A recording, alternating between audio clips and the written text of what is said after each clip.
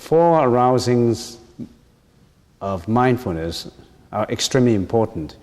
So these four arousings are mindfulness of the body, mindfulness of feelings, or you can say mindfulness of perception, which is the same. So mindfulness of number one, mindfulness of the body, mindfulness of feelings, mindfulness of consciousness, and mindfulness of mental objects. So what is consciousness? What is this consciousness that we're talking about? The consciousness is our mind.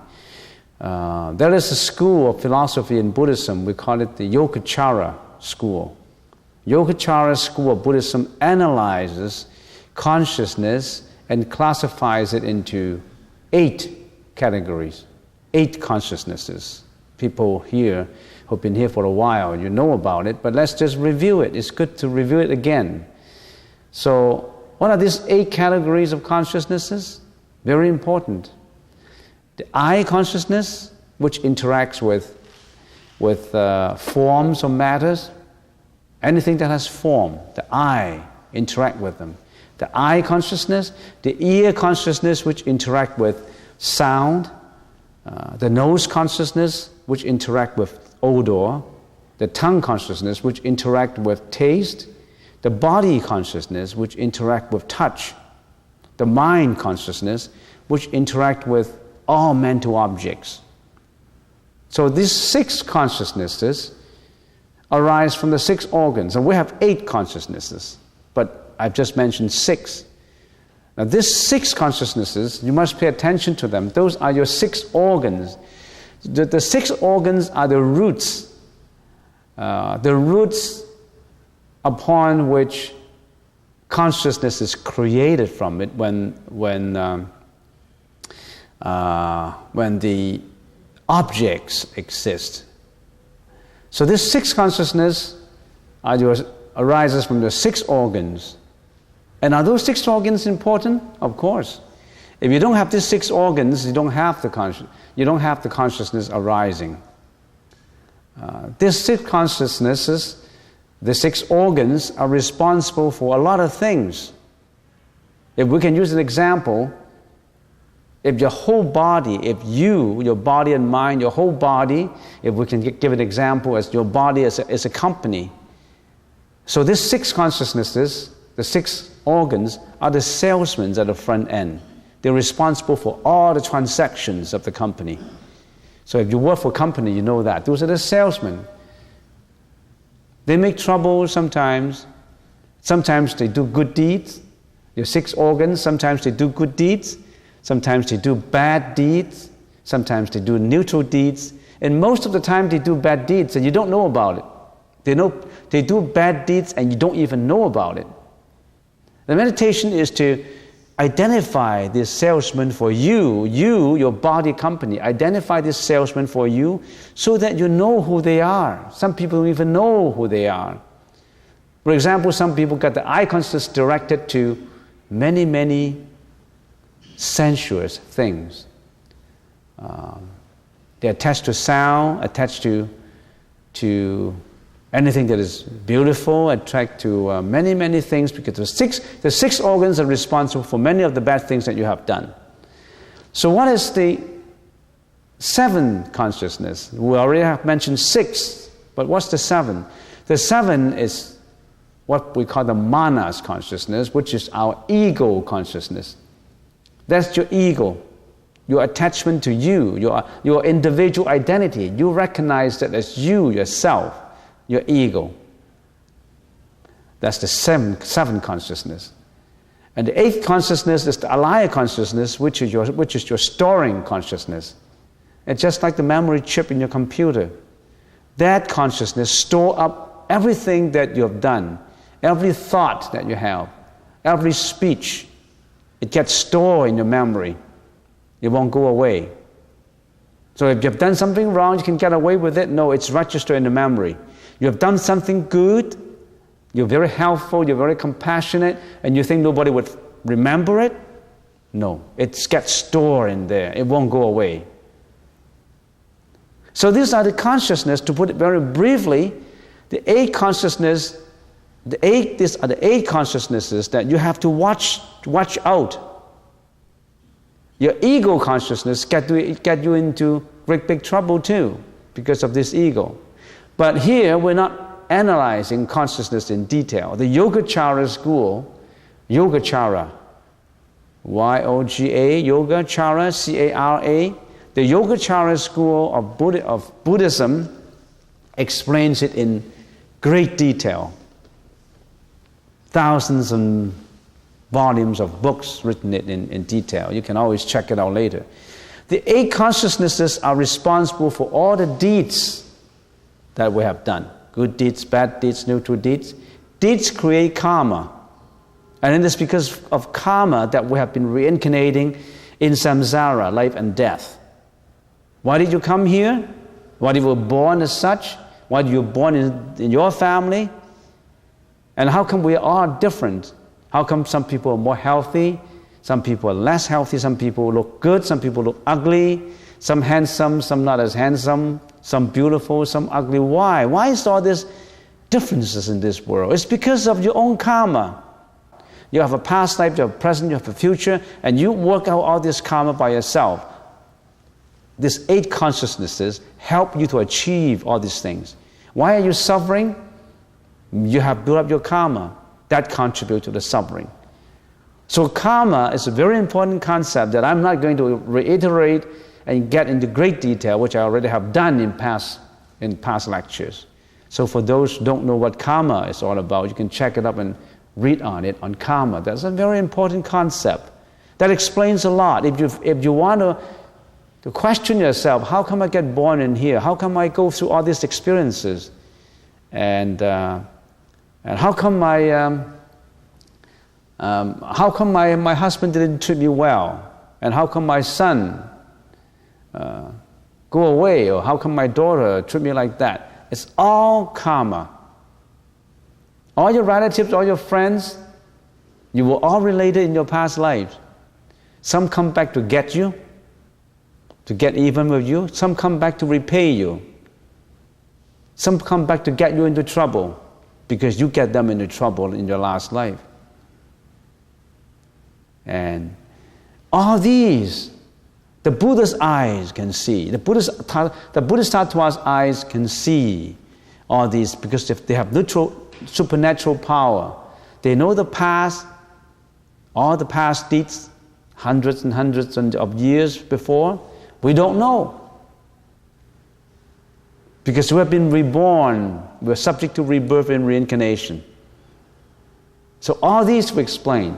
We have rebirth. I already spent about an hour, 3 months ago on rebirth and empirical evidences to support rebirth and reincarnations, transmigrations. You should know about that. So let's get back to the effect of meditation. After practicing for a certain time period, you practice, what do you practice? You practice anapanasati. We know anapanasati. You practice according to Anapana Sutra, you begin with your breath. You watch your breath. You have an object of concentration first. Why do we do meditation? Now that we all explain. The objectives of meditation, we all explain to you. The technique we use is anapanasati. There's so many techniques in meditation. Is one technique too junior than the other? Is one technique too simplified than the other? The technique that is the most appropriate for you is the best technique. There's no such thing as the best technique. Depends on how you tailor to your own behavior, you tailor to your own wants. So anapanasati, in and out breath, seems to be the most common and very effective. So we've been using that. There's an Anapanasati Sutra, and we already have covered it in detail too. So you should read about it. Mindfulness on the in and out breath. So you also practice according to Satipatthana Sutra. Satipatthana Sutra on samatha and vipassana. That you also have to know. What is samatha? What is vipassana? In the Chinese language we call it Samatha is 止, Vipassana is 观, 止观. Or you can, in the common English language, Samatha is concentration and Vipassana is insight. And you go a step further. So all these we explain, and you need to know about it. Now, you are able to, if you are able to suppress the 5 hindrances in mindfulness, then you go up a little higher level. Now, in this session, what we cover is something a little bit more advanced. You need to know, like in education, you go to kindergarten, you go to grade 1, grade 2, until you go to grade 12, and you get to university, where, first year, second year, third year. Is there any such levels of education similar to the universal education that we have in meditation? Yes, there's levels of it. There's different levels of meditation. So hopefully today, before the bell rings today, we've finished up all these different levels, because I want to talk about these different levels only very briefly now, so that you know there is a lot more. Or this repetitious process of sitting and meditating, you think that's it? No, there's a lot more to it. You open that door of meditation, you're just watching at it, you got to go in. When you go in more and more, you find out more and more treasure, the treasure of meditation. And then at the very end, you get enlightenment, nirvana. And when you get into more and more, you become happier and happier. You know more about life. You know more about the spirituality of life. You discard materialistic life, which doesn't bring you happiness. Wealth, reputation, fame. You get more greedy and more jealousy, more anxiety, more disappointment. You discard that and go to the spirituality of it. We already have arrived at a consensus, not just Buddha. All the philosophers of the world, they already have arrived at a consensus that happiness can only be obtained from spirituality, not from material. Because it does not matter how much money you have, you won't feel happy. It does not matter how much reputation you have. If you don't have that peace of mind, you don't feel happy. Peace of mind. That peace of mind is extremely important. This morning, I hope you have that half-an-hour peace of mind in meditation. It's not easy. People don't have peace of mind, not even for 5 minutes. All because of the mind. Everything springs from the mind. Watch your mind.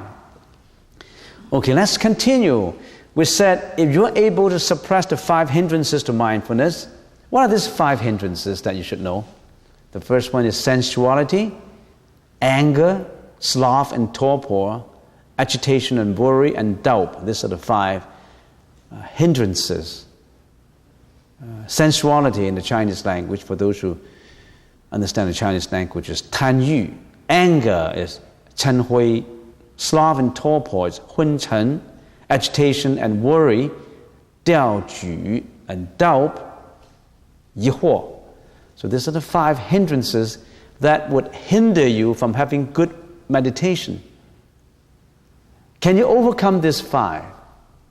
So to put it briefly, you contemplate how do you, for example, how do you overcome the hindrance of sensuality? Sensuality includes so many things. It includes your sexual drive, your greediness, and all that. Now, how do you overcome that? You overcome that by vipassana, contemplation on impurity, repulsiveness of the body, then on purity, you contemplate on impermanence, contemplate on suffering and emptiness. Emptiness meaning non-self. Now, all this we explain. For those who have been here for quite a while, you know what do I mean by impurities. You know what I mean by impermanence. You know what I mean by suffering and emptiness. Now, these are the basic concepts that we know. We all know that everything is impermanent. If you find anything that is eternally exists in this world, you let me know. I'd like to know. Did you find anything that permanently exists in this world? If you can find that, you let me know. So, You meditate on impurity. Impurity, everybody knows about impurity. Impurity used to be an abstract concept because we see everything is so clean. How come there's impurity? The floor is clean. But how about impurity of the mind? Now it's getting to the point that it's not just impurity of what you can see. Look at the environmental pollution. It's getting worse and worse. Not just impurity of the mind now. It's so crude and so appealing to the eyes that everything is polluted, even in your food. Now people go organic. 10 years ago, I haven't heard of organic food. People use fertilizers, medicines. They used to say, Chinese herbs used to say they use herbs for medicines. You can't trust herbs anymore because now they grow them in greenhouse and they fertilize them and they pesticide them. And it used to be the herbal doctor go up to the mountain to pick those herbs naturally from mountains.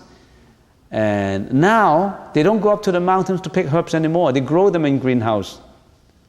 When you grow them in greenhouse, they use pesticide, they use fertilizers. They're not having the same nature anymore. So all these things, impurities. But anyway, to overcome sensuality.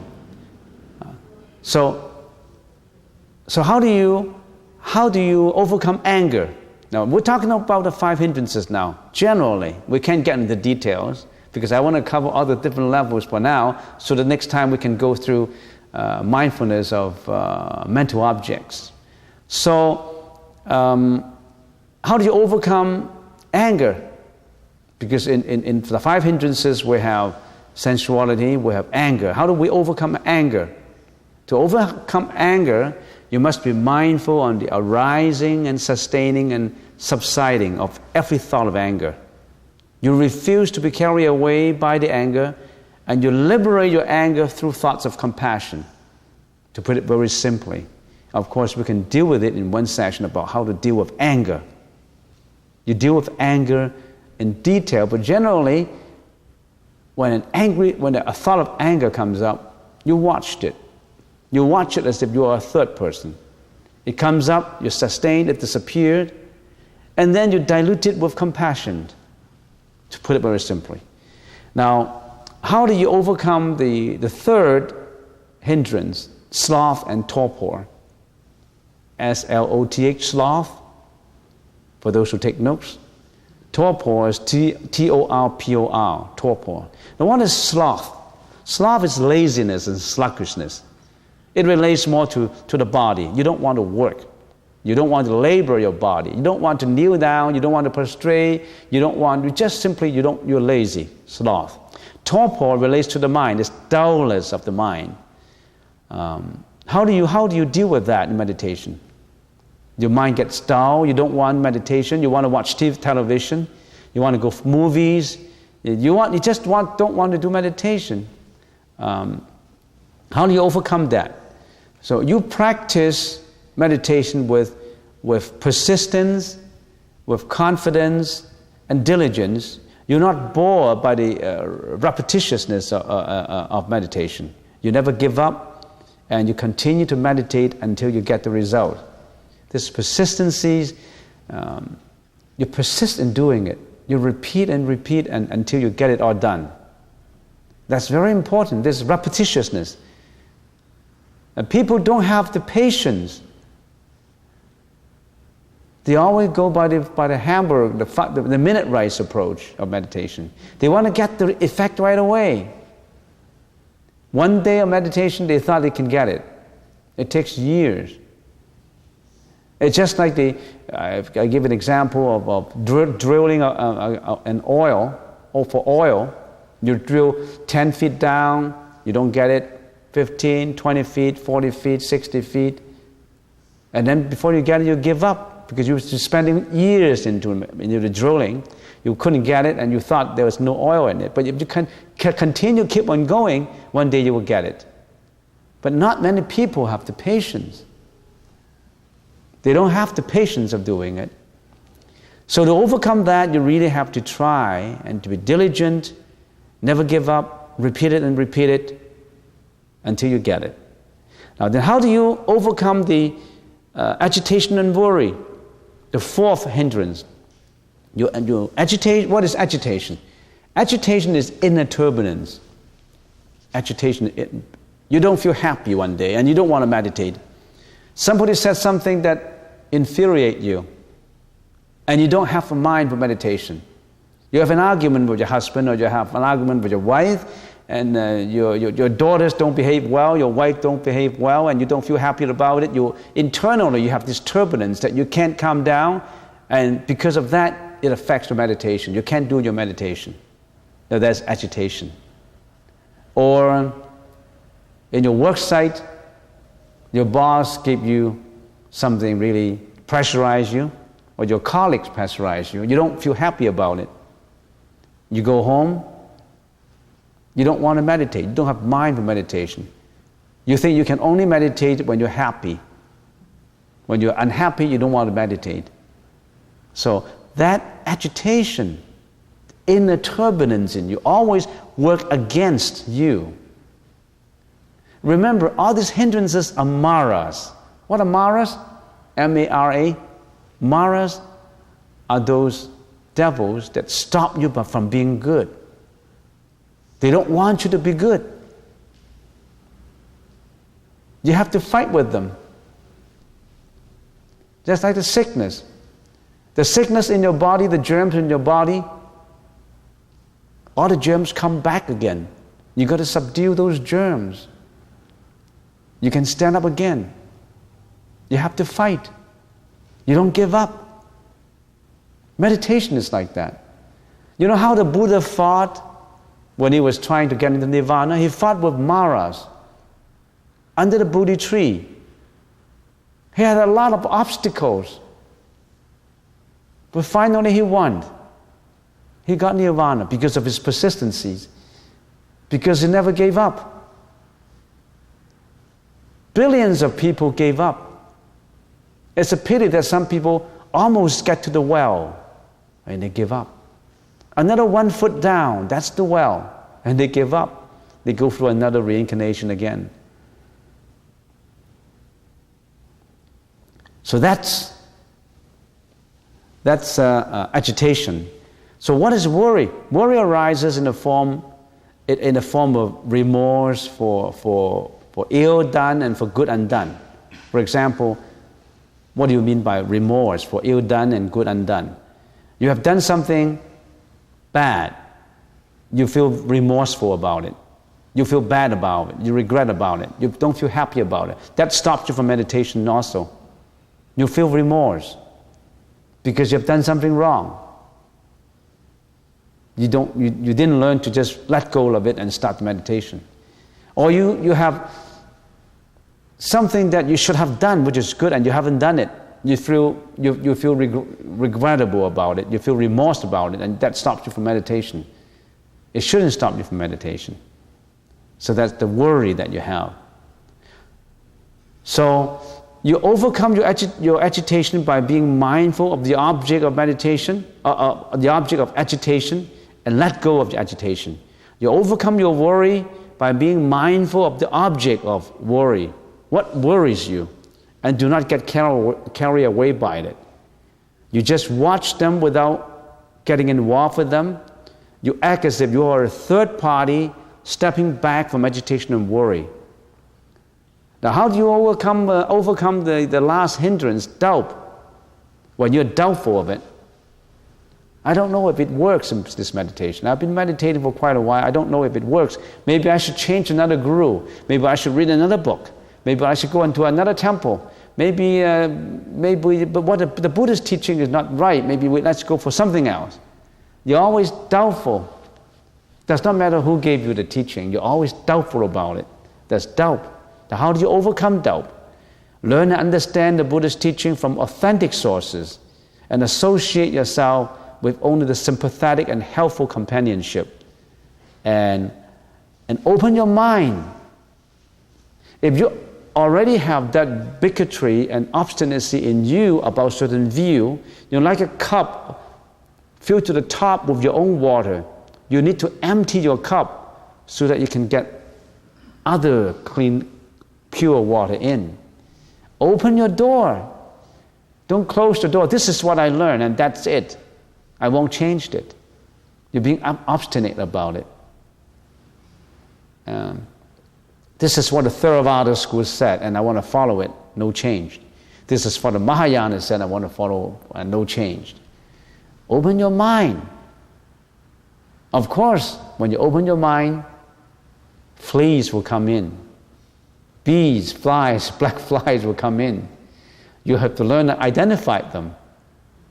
There's a danger of opening your door too.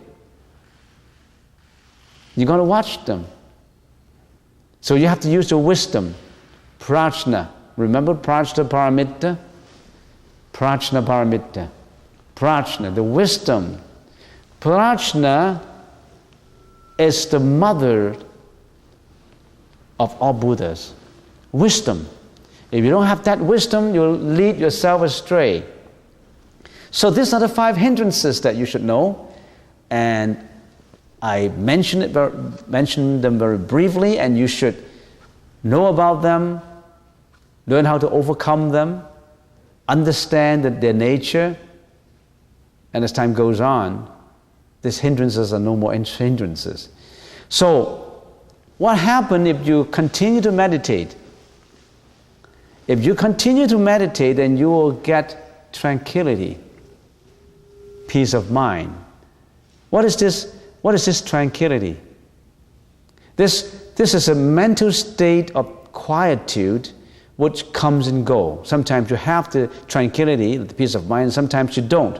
When you don't have that peace of mind, don't just blame yourself. I don't have that peace of mind. It's bad meditation. Or when after you meditated, you have that peace of mind, you feel overwhelmed by it. You don't need to be overwhelmed by it. Don't attach to it. It comes and goes, it comes and goes. So this is a mental state of quietude which comes and goes. Entering into quietude is a sign of one's progress. But the danger lies in mistaking it for samadhi. What is samadhi? You get that tranquility and you say, I got samadhi now. In the Chinese language, it's samadhi. Samadhi is a Sanskrit word. It means establish and make firm. It is pure awareness of the mind through gradual calming of mental activity. And this tranquility should come from a non-dualistic state of consciousness. You know what I mean by non-dualistic state of consciousness? A dualistic state of consciousness means I am the subject and that's the object. I am the controller and that's the object being controlled. You always have the object and the subject. You always have the experiencing subject and the object being experienced. You should get away from the non-dualistic state. No subject, no object. There's no meditator. There's no anapanasati. There's no in and out breath. No suffering. No ear, no eyes, no taste, no touch. You understand what I mean in Hridaya Sutra? We're talking about suffering, and you're talking about no suffering again. Are you contradicting yourself? Only for people who don't know, you think we're contradicting ourselves. There's no practitioner of meditation. There's no me, no I. There's no ego. You think you have an ego, but there's no ego.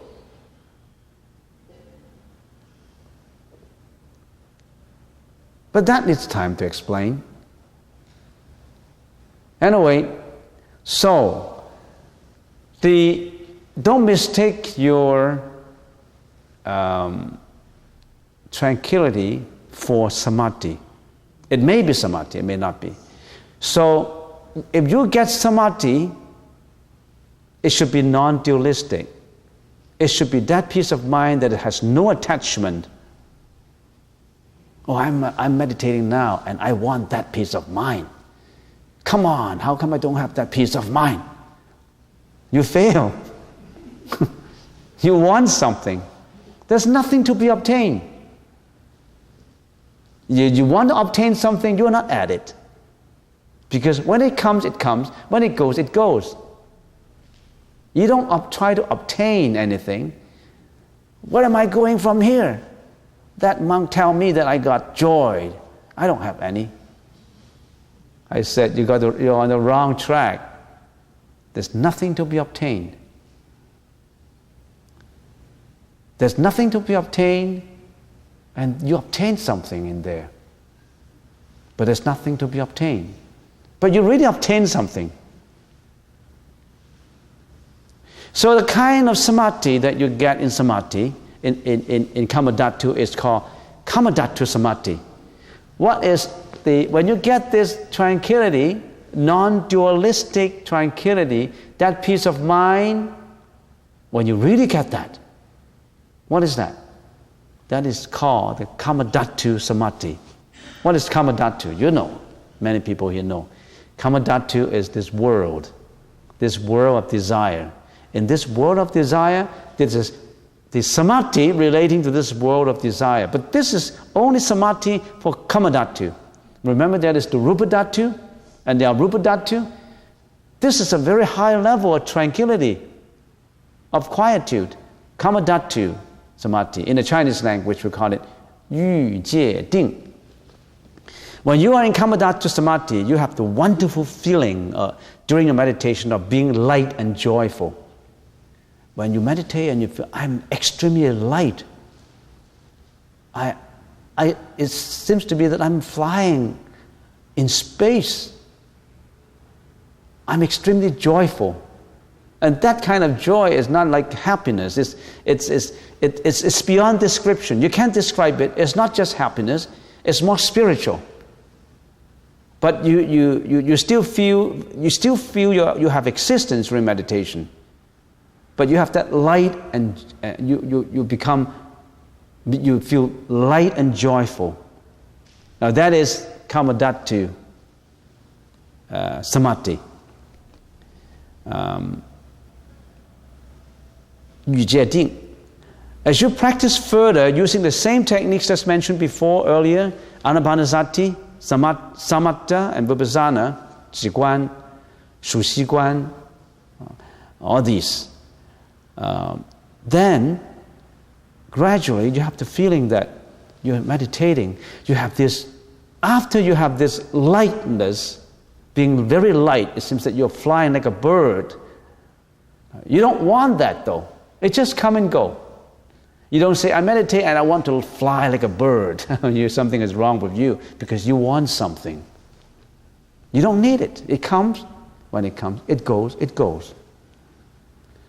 Being very joyful. And then after that, the experienced meditator would say, your next feeling is, you don't feel you have a body and mind anymore. Your body and mind does not exist. You feel like you are space. You feel like you are one with space. What is space? You can't see anything in space. You feel that you are one with space. You feel that you are extremely light but extremely joyful. Now, what is this called? This is called samadhi approximating the first absorption, or the samadhi approximating the first dhyana, or in the Pali language, the samadhi approximating the first jhana. You know Pali, so you know what I'm talking about. So jhana is Jhana, and that's Pali, and in the Sanskrit language is dhyana, Dhyana. So, in the Kammadhatu, the highest level is the samadhi, which is higher than the Kammadhatu samadhi now. The samadhi approximating on the first dhyana. That means the first dhyana is not in Kammadhatu, no, it's Rupadhatu. It's another world, another world. So that samadhi approximating, neighboring on, being the neighbor, living next to it, that is the highest level in Kammadhatu. And in the Chinese language, we call it 味道地定, 或者是味道定.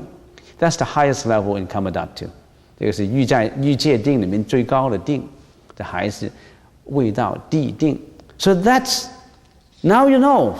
As I said in this session, let's see if we have any more time to cover it. But anyway, let's do it faster. So that's the first absorption, the Kamadhatu. Then you practice further. Earlier you feel that you are a void of space. Now your body and mind existence come back, and you know who you are and where you are. Remember, when you have this samadhi approximating on the first absorption, you don't seem to have a body and mind. But then it comes back again. Sometimes you feel, I'm here. It comes back again. It comes back. Now your body and mind comes back, and you know who you are and where you are. But the lightness and joy meditation continues and become more and more intense and subtle than before. This joy is improving. Your concentration deepens and you enter into the first dhyana now.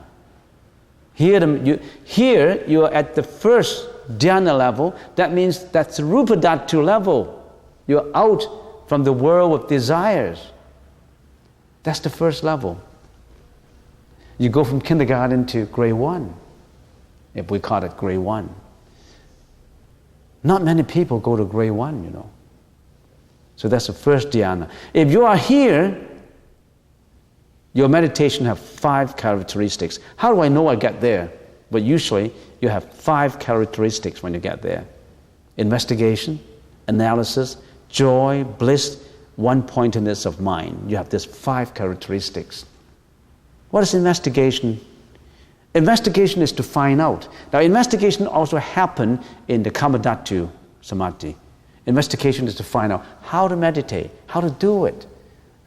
Analysis is when you find out all the information about it, you analyze it. There's investigation, analysis. And then as you go on, you got this joy, and the joy develops into bliss, B-L-I-S-S, which is beyond description. This is a spiritual joy. We call it bliss. And then you have this one-pointedness of mind. It becomes so concentrated. And in the Chinese language, we call it 神是喜乐心一性境。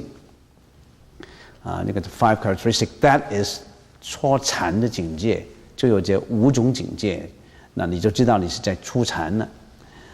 Now, if you are there, you also have 5 unique sensations. If you are in the first dhyana level, what are these? Not 5, 8 sensations.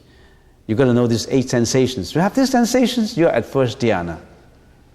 Moving, itching, buoyance, heaviness, coldness, heat, roughness, and smoothness. There's 8 sensations. I can't go into details now, but just to give you an example. If you're meditating and all of a sudden you find that every cell of your body is moving. First, you may find that, I'll give you an example. You may find that your jaw, your jawbone, your teeth have a lot of vibration in it. The teeth set here, you don't feel the vibration of your teeth. It's like a vibrating fork.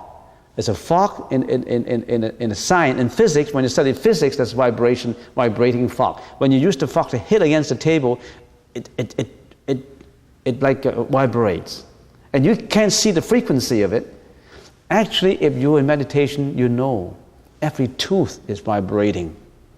It shakes. The frequency is so high. That's just one example. Moving. Every follicle, every hair is moving. And sometimes even if you're not in the first dhyana, you will feel that. You feel that every hair is moving. It's a wonderful experience. Oh, we don't want to get into those are the 8 sensations, first dhyana level. So gradually you progressed to the second dhyana. How do you do that? When you were in the first dhyana, you have been using the mind to investigate and analyze, and effectively you achieve samadhi of the first level. Now, as you progress, you don't need investigation and analysis anymore. You grasp that already. So these are objects, this investigation and analysis, they create a lot of objects of meditation for you. You forsake those objects. You don't need them anymore. You feel that investigation and analysis are getting too crude for you, too unrefined for you. You don't want to rely on them. And you achieve this internally generated and indiscriminating tranquility. In the Chinese language, we call it 类等静. 如果是你有类等静的时候，你就是二禅境界。So in the second level, you already have this indiscriminating tranquility inside of you. What is this indiscriminating tranquility? That means the dualistic, the non-dualistic nature of the tranquility is getting more and more subtle. No more experiencing subject, and no more experienced object. So, here in the second dhyana, Chan, your samadhi has 4 unique characteristics. What are these? Joy, bliss, one-pointedness of mind, and indiscriminating tranquility. Mind you, investigation and analysis already dropped. Those are too crude for you already. Those are kindergarten for you. You don't need them anymore. Investigation and analysis, you don't need them anymore. You just have joy, bliss, one-pointedness of mind, and that indiscriminating tranquility. And then you keep on meditating and approaching the third dhyana level. Now, when you have this indiscriminating tranquility, your confidence level has increased tremendously, and you work harder in the meditation. Still using the same techniques as before, you feel that joy, the joy so obtained is too rough and unrefined, not subtle enough. The joy is, you want to get rid of the joy. That joy is too crude for you. In other words, as 1 + 1 = 2, that close, teaching you how to add 1 + 1 = 2, is too elementary. You want to go a little higher. You want to go multiplication. You want to go division, not just addition and subtraction anymore. You want to get rid of that close of joy. Discard the close of joy. Only what remains, only bliss remains. Furthermore, this bliss has increased and improved. Here your samadhi has 5 unique characteristics. Forsaking, non-attachment to joy, reminder of such non-attachment, one-pointedness of mind, and wonderful bliss. Remember, no more joy, because you don't need that anymore. It's too crude and unsubtle for you. So these are the 5 unique characteristics. And then, you are then approaching the 4th dhyana level. When you are meditating, you feel that the wonderful bliss that you have, that you are experiencing during meditation is too crude now. Even the bliss is too crude, not subtle enough. It is still an attachment. You don't want to attach to that clothes of bliss. You take that clothes off. Take that jacket off, the wonderful bliss jacket. You don't want to attach that to it anymore. You want to get rid of it. And after a while, you actually go beyond this wonderful bliss. Only the indiscriminating tranquility is left behind. Nothing else. Only the indiscriminating tranquility is left behind. Now there's no object to forsake. All these objects you drop. The object of investigation, object of analysis, the object of joy, the object of bliss. You get rid of all those jackets that make you very heavy. You don't need them anymore. You have that warmth in you to keep you warm. You don't need those jackets anymore. So you get rid of them. So now you only feel extreme tranquility. Not one single thought arises. But you are not a saint yet. Your consciousness still pertains to the mundane mind. This is the level of purity of thoughts. You are at the 4th dhyana level. The 4th dhyana level in the Chinese language is Si Chan. This level is extremely important. The Buddha Sakyamuni was at that level. If you continue to meditate on the Dharma Datta of all experiences, of all existence, and become successful in it, you will realize enlightenment of immorality and attain Anuttara Samya Sambuddhi. What is Dhammadhatta? It is the absolute fundamental reality, the ultimate form of reality. It takes time to explain it. It's just simplified by explaining this is the ultimate reality, the Dhammadhatta, the Dhammatta. Our historical Buddha Sakyamuni 2,600 years ago, attained Anuttara Samya Sambuddhi at the fourth dhyana level. On this level, it does not mean that you really have to go one step. You can go sideways all of a sudden to get to the top. It depends on what you have accumulated in your past life. It does not mean that you really have to follow grade 1, grade 2, grade 3, grade 4. And some people get to grade 1, all of a sudden they get out and get to nirvana. So you don't really, those are the grades that are like that. But some people, like our historical Buddha Sakyamuni, at the fourth dhyana level, he got out. He achieved Anuttara Samya Sambuddhi. So, is the fourth dhyana the highest level? It is the highest level of samadhi in the Rupa Dhatu. You can still progress your spiritual development. So, let's recap. We probably cannot cover all the levels we have covered when we do meditation for a long time. We are in this world of desire. This world of desire, we call it the Kamadhatu. We got a very high level of samadhi, and that we call Kamadhatu Samadhi. And that is a kind of spiritual quietude, which is not the same as ordinary quietude. Then you have certain characteristics when you are at that. And then you go one level higher up, that is the samadhi approximating at the first dhyana level. That's the highest level. And then you go on, you get out from Dhammadhatu Samadhi, you go on to the first dhyana level, which belongs to the Rupa Dhatu Samadhi. Not related to Kamadhatu anymore. Rupa Dhatu, that is the world with no desires.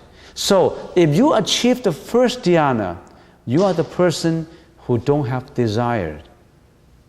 Bad desires, what I mean. We need desire. We desire to be the Buddha. You don't have any more bad desire anymore when you are at the first dhyana level. So you go on from the first dhyana level. When you are at the first dhyana level, you still have investigation, you still have analysis, you still have joy, you still have bliss.